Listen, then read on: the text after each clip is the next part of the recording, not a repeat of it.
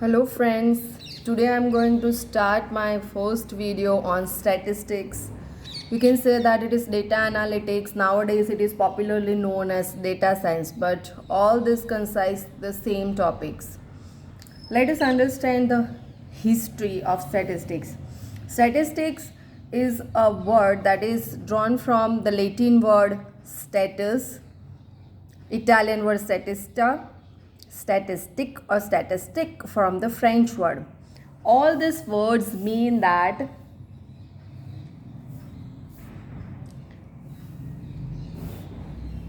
Political state सी पुराने ज़माने में या फिर 18th सेंचुरी की बात है, ये 18th और 17th सेंचुरी में स्टैटिस्टिक यूज़ होता था स्टेट यानी कि कंट्री के जो डेटा है उसके कलेक्शन के लिए, जैसे कि कंट्री में कितनी एज के कितने लोग हैं, जैसे कि बच्चे कितने हैं, एडल्ट्स कितने हैं, ओल्ड एज पीपल कितने हैं, या फिर किसके पास कितनी प्रॉपर्टी है, कितनी वेल्थ है, उनके पास से जो टैक्सेस वो लोग लेते थे उन सब का हिसाब जो रखना होता था, इन सब के लिए स्टैटिस्टिक्स यूज़ होता था।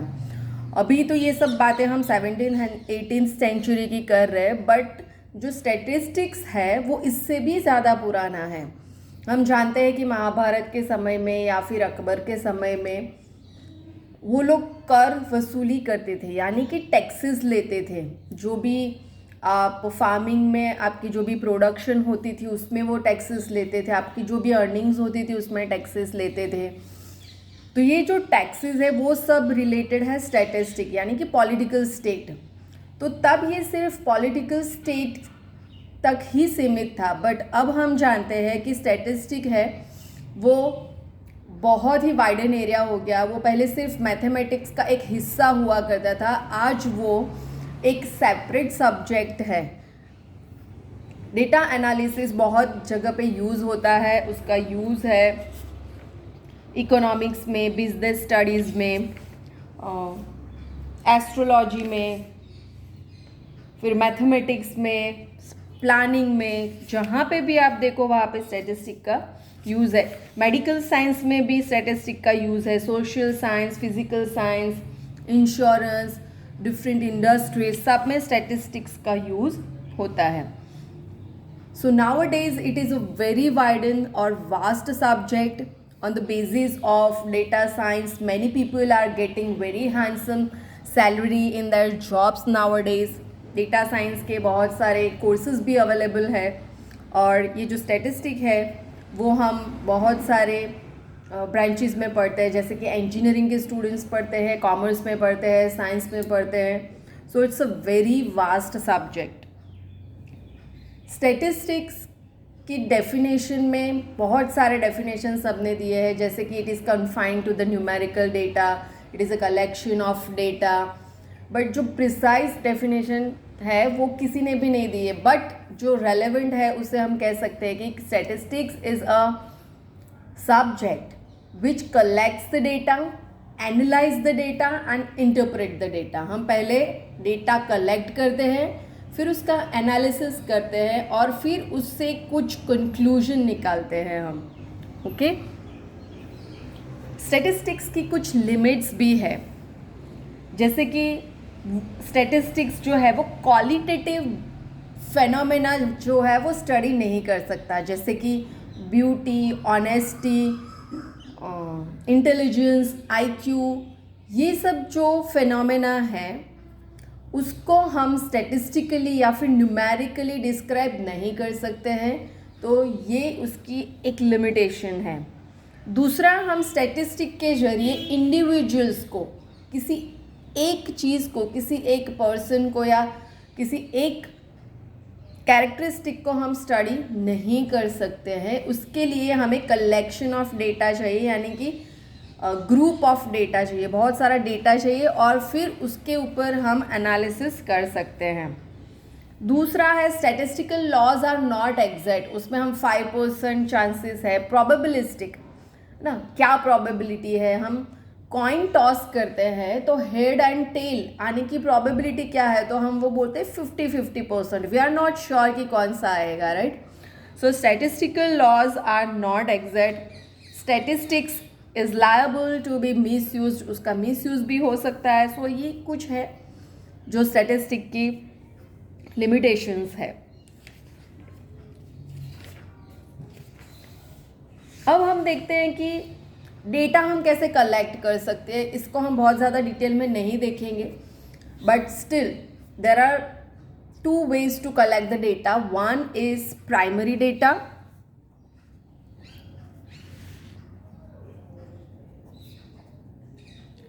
and the another is secondary data.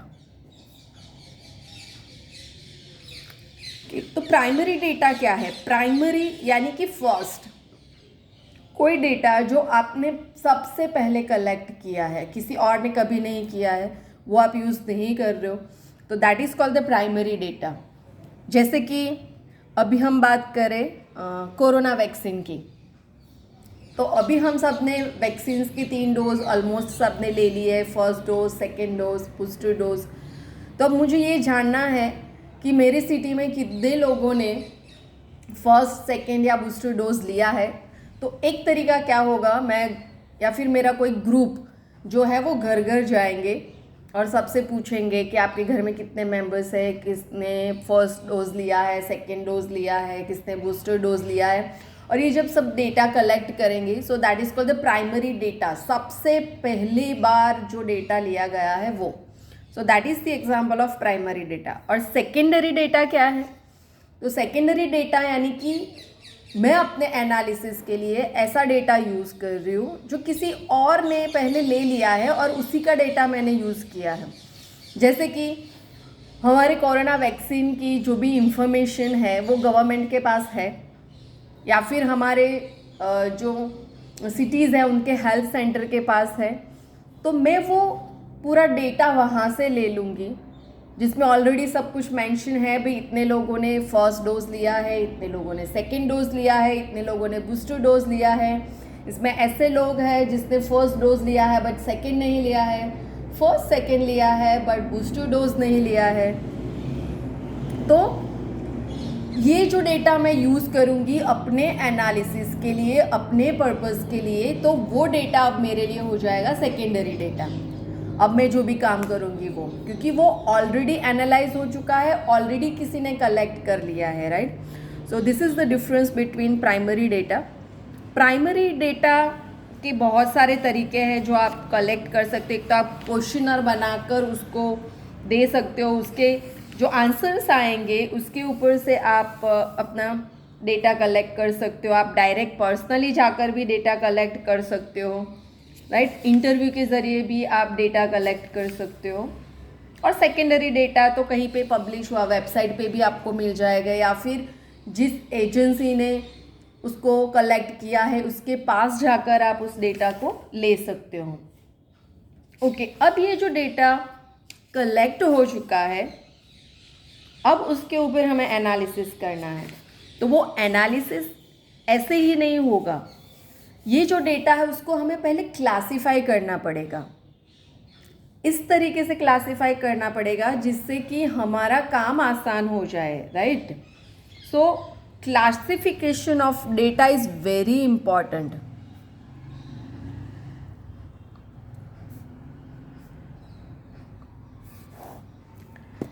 तो एक स्टैटिस्टिशियन है सेक्रिस्ट, उसके अकॉर्डिंग क्लासिफिकेशन की डेफिनेशन है, classification is the process of arranging data into sequences and groups according to their common characteristics और separating them into different but related parts, है ना. जैसे कि हम बात करें सेक्स वाइज, मेल और फीमेल, एज वाइज यानी children, adult and old age, state wise हम डेटा क्लासीफाई कर सकते हैं, कंट्री वाइज क्लासीफाई कर सकते हैं, रिलीजियन वाइज हिंदू, मुस्लिम, सिख, ईसाई एक्सेट्रा. हम ले सकते हैं different faculties of arts, commerce, humanities, law etcetera. फिर लोगों के जो फूड हैबिट्स है उसके ऊपर क्लासिफिकेशन हो सकता है, क्लोथिंग पे क्लासिफिकेशन हो सकता है. So these are different characteristic on the basis of we can classify our data. So main basis of the classification are geographical, यानी कि आप एरिया वाइज या फिर country wise, state wise, regional आप क्लासिफाई करो डेटा, है ना. जैसे इंडिया पाकिस्तान का डेटा, अमेरिका का डेटा, राइट. हम ले कि आईफोन, इंडिया में कितने आईफोन्स यूज़ होते हैं, पाकिस्तान में कितने होते हैं, अमेरिका या फिर ऑस्ट्रेलिया. तो ये सब कंट्री वाइज डेटा हम कलेक्ट करें. So that is called the geographical data classification. फिर है क्रोनोलॉजिकल क्लासिफिकेशन. क्रोनोलॉजिकल यानी कि एक सीक्वेंस में हम टाइम के हिसाब से उसको अरेंज करते हैं. जैसे कि टाइम सीरीज में यूज़ होता है. जो फर्स्ट है, मैं बात कर रही हूँ, चलो 1991 में स्टॉक मार्केट टाटा इंश्योरेंस का क्या था. फिर 1992 में क्या है उसका स्टेटस, 1992 में क्या है, तो 91, 92, 93, 94 इस तरीके से हम जा रहे हैं. So that is called the chronological classification. फिर है क्वालिटेटिव क्लासिफिकेशन. क्वालिटेटिव में क्या होती है, कैरेक्टर्स और एट्रीब्यूट्स हम लेते हैं, जैसे कि beauty, intelligence, IQ, honesty etcetera.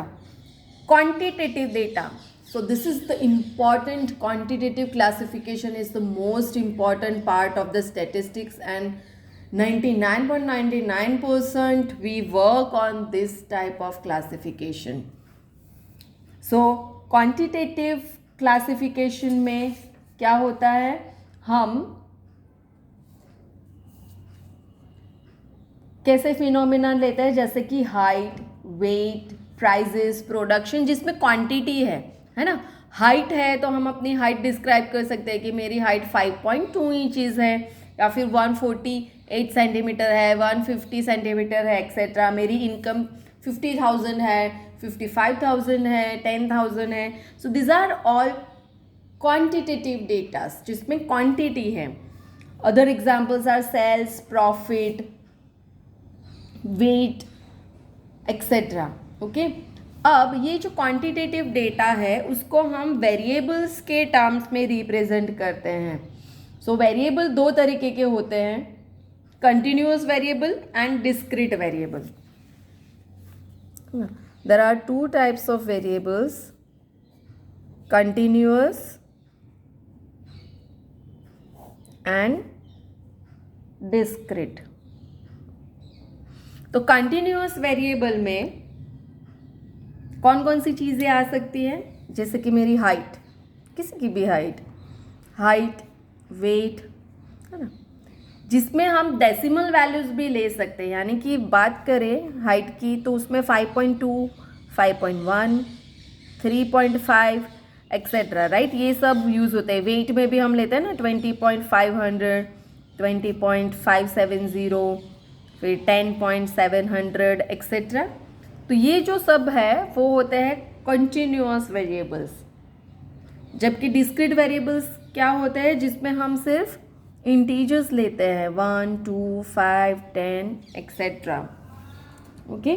So this is the difference between continuous and discrete variable. अब ये जो क्वांटिटेटिव डेटा है उसको हम किस किस तरीके से अरेंज करेंगे. So that is the part of frequency distribution.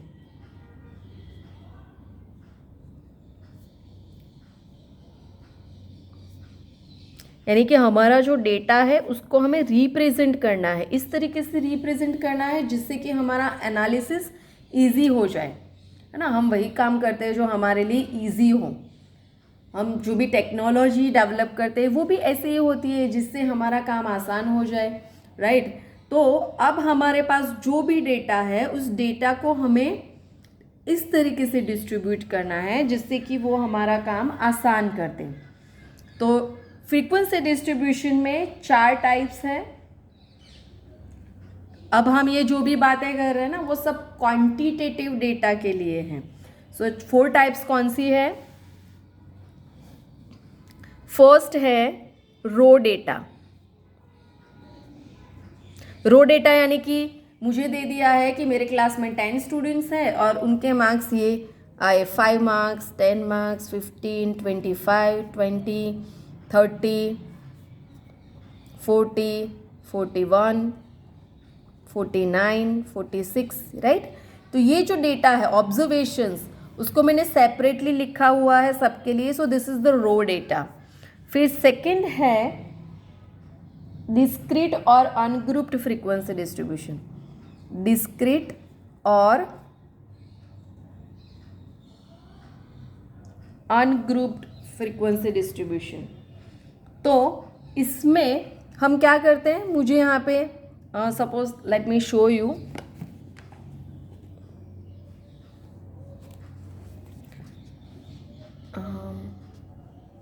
Right, यहाँ पे ये जो डेटा है ये है 200 स्टूडेंट्स के मार्क्स का डेटा। तो ये डेटा रो डेटा है जहाँ पे आपको रोल नंबर वाइज मार्क्स दे दिए हैं। अब ये डेटा कैसा है, डिसऑर्गेनाइज्ड है रो डेटा। अब इससे मुझे कुछ पता नहीं चलेगा कि कितने स्टूडेंट्स पास हुए हैं या कितने स्टूडेंट्स के डिस्टिंक्शन मार्क्स है, कितने के फर्स्ट क्लास मार्क्स है, राइट। तो ये देख के कुछ होने लगता है कि भाई ये क्या है, राइट। तो अब इसको हमें ऑर्गेनाइज करना है। तो सबसे पहला ऑर्गेनाइजेशन का वे जो हम सब ने स्कूल में पढ़ा है वो है टैली मार्किंग, राइट। हम पहले ये नंबर्स लिख देंगे कि कितने कितने मार्क्स हैं, राइट। तो ये रहा, मैं आपको दिखा देती हूँ ये टेबल है ना। यहाँ पे मार्क्स लिखे हुए 15, 16, 17, 18 अप टू 78, राइट। अब यहाँ पे मैं काउंट करती जाऊँगी। पहले 70 है तो मैं 70 के सामने एक वर्टिकल लाइन कर दूँगी। फिर 45 है तो 45 के सामने एक लाइन कर दूँगी। इस तरीके से हर एक 4 लाइन के बाद 5th लाइन जो होगी वो क्रॉस होगी, राइट। ये सब हमने पढ़ा है। This is called the tally marking और precisely it is known as ungrouped frequency distribution और discrete frequency distribution. Okay, so this is the second type. Third type है ग्रुप्ड फ्रीक्वेंसी डिस्ट्रीब्यूशन। थर्ड है grouped frequency distribution.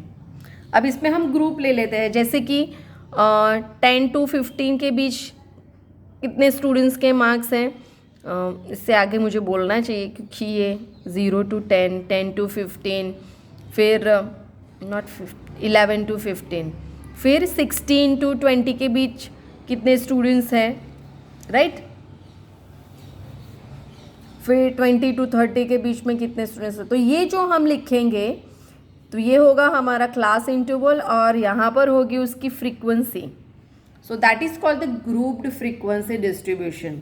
Okay, अब दूसरा है, last जो है, not दूसरा, it is last, fourth one is continuous frequency distribution.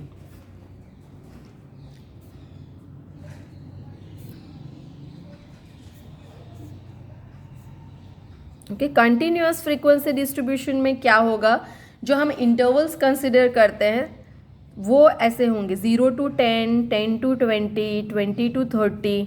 तो आप यहाँ पे देख सकते हो कि ये जो इंटरवल है उसकी एंड पॉइंट और इसका स्टार्टिंग पॉइंट सेकेंड इंटरवल का दोनों सेम है। सो इन दोनों के बीच, यानी कि ये जो फर्स्ट एंड सेकेंड इंटरवल है, इन दोनों के बीच कोई गैप नहीं है। So that is called the continuous frequency distribution.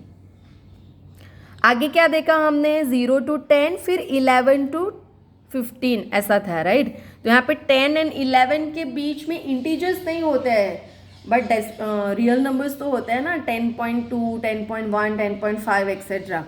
So there is a gap between this two intervals and here there is no gap, that's why they are called continuous frequency distribution. Okay, अब ये जो frequency distribution है उसमें 2 type के classes होते हैं, है ना। This are called classes. ये क्लासेस, इसको भी क्लासेस बोलते हैं। तो 2 टाइप्स के क्लासेस होते हैं। एक होते हैं इंक्लूसिव टाइप क्लासेस और दूसरे होते हैं एक्सक्लूसिव टाइप क्लासेस। ओके, तो फर्स्ट हम बात कर लेते हैं इंक्लूसिव की बात, inclusive type classes. Inclusive type classes ऐसे होते हैं 0 to 10, 11 to 15, 16 to 20, 21 to 30 etcetera, यानी कि यहाँ पे जो गैप्स होती है वो।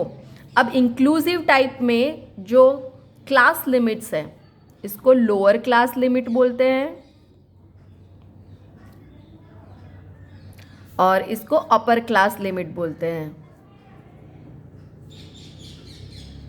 तो इंक्लूसिव में both the class limits are included, यानी कि जब भी हम डेटा क्लासीफाई करेंगे तो 0 to 10 में हम ऐसे सब ऑब्जर्वेशंस लेंगे जिसमें 0 भी आता हो और 10 भी आता हो। ओके, यहाँ पे 11 भी आता हो और 15 भी आता हो, ऐसे सारे डेटा हम यहाँ पर कैलकुलेट करेंगे। जबकि दूसरा जो टाइप है exclusive type, exclusive type classes, तो एक्सक्लूसिव टाइप क्लासेस में क्या होगा कि ये जो इंटरवल कंटिन्यूअस है उसमें हम अपर लिमिट को इंक्लूड नहीं करेंगे, सिर्फ लोअर लिमिट ही इंक्लूड करेंगे। तो जब भी मैं मार्क्स लूँगी 0 to 10 तो मैं ऐसे स्टूडेंट्स को काउंट नहीं करूँगी जिनके 10 मार्क्स हैं। यहाँ पे मैं सिर्फ 0 to 9 नंबर से काउंट करूँगी और जो 10 वाले स्टूडेंट्स हैं उसको इस सेकेंड इंटरवल में काउंट करूँगी, राइट। सो एक्सक्लूसिव में सिर्फ लोअर लिमिट इंक्लूडेड है, अपर लिमिट इंक्लूडेड नहीं है। ओके, यानी आप ऐसा बोल सकते हो the marks is 0 less than x strictly less than 10. So 0 less than or equal to x strictly less than 10. 10 less than or equal to x strictly less than 20. 20 less than or equal to x strictly less than 30. So ये जो है वो है exclusive type classes. Okay,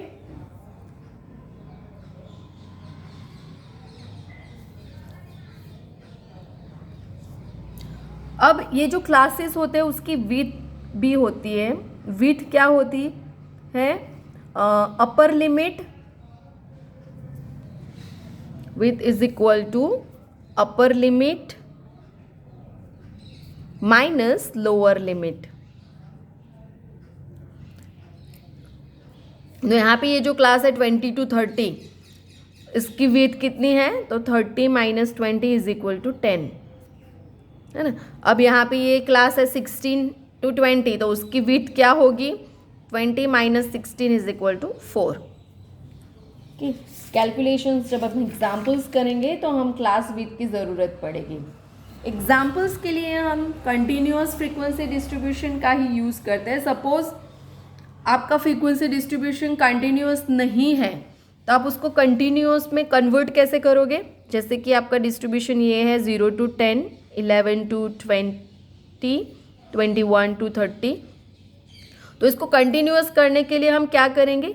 ये जो दो intervals के बीच की गैप है वो हम सबसे पहले लेंगे। तो यहाँ पे 10 और 11 के बीच में गैप कितनी है? 11 - 10 इज इक्वल टू 1। अब इसको डिवाइड करेंगे 2 से तो हमारा आंसर क्या आया? 0.5। ओके, तो जो लोअर क्लास है उसमें से हम -0.5 करेंगे, सॉरी लोअर लिमिट में से, और अपर लिमिट में हम 0.5 ऐड करेंगे। तो ये क्या हो जाएगा? 0.5 to -0.5 to 10.5। ओके, फिर यहाँ पे ये होगा 10.5 to 20.5, 20.5 to 30.5 like this. Okay, सो इस तरीके से हम अपने डेटा को कंटिन्यूअस फ्रीक्वेंसी डिस्ट्रीब्यूशन में कन्वर्ट करेंगे। दूसरा एक वर्ड है जो कंटिन्यूअस फ्रीक्वेंसी डिस्ट्रीब्यूशन के साथ जुड़ा हुआ है, जिसका यूज़ हम एग्जाम्पल्स में करते हैं, वो है class mark. Class marks are nothing but the mid value of the interval, यानी कि 0 to 10 है तो उसका क्लास मार्क क्या होगा? तो उसकी mid value 0 + 10/2 that is equal to 5। तो इस इंटरवल का क्लास मार्क 5 है।